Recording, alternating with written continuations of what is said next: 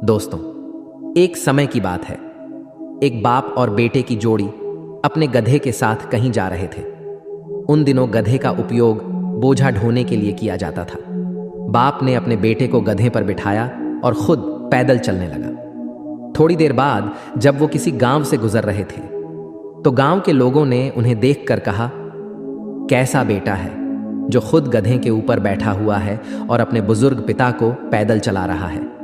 लोगों की यह बात सुनकर बेटा गधे से नीचे उतर गया और उसने अपने पिता को गधे के ऊपर बिठा दिया और खुद गधे के साथ पैदल चलने लगा।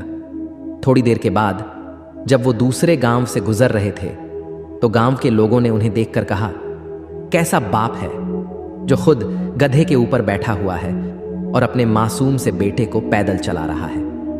लोगों की यह बात सुनकर पिता गधे से नीचे उतर गया। अब गधे पर न ही बाप बैठा था और न ही बेटा, और वो दोनों गधे के साथ पैदल चलने लगे।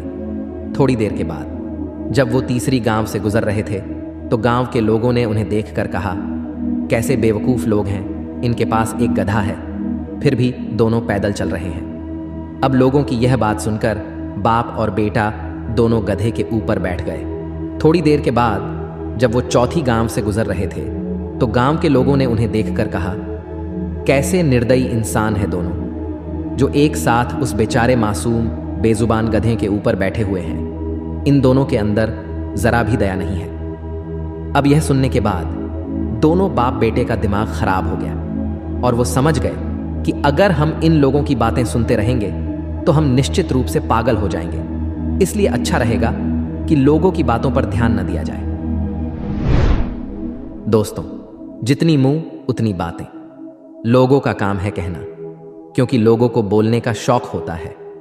लोग कुछ ना कुछ बोलकर स्वयं को ज्ञानी सिद्ध करना चाहते हैं। जब आप असफल होते हैं तो लोग आपकी निंदा करते हैं, और जब आप सफल हो जाते हैं तो लोग आपकी पीठ पीछे निंदा करते हैं। यदि लोगों की बातें सुनते रहोगे तो जीवन में कभी भी सफल नहीं हो पाओगे। इसलिए उनकी बातों पर ध्यान मत दो और अपने कर्म और लक्ष्य पर ध्यान दो।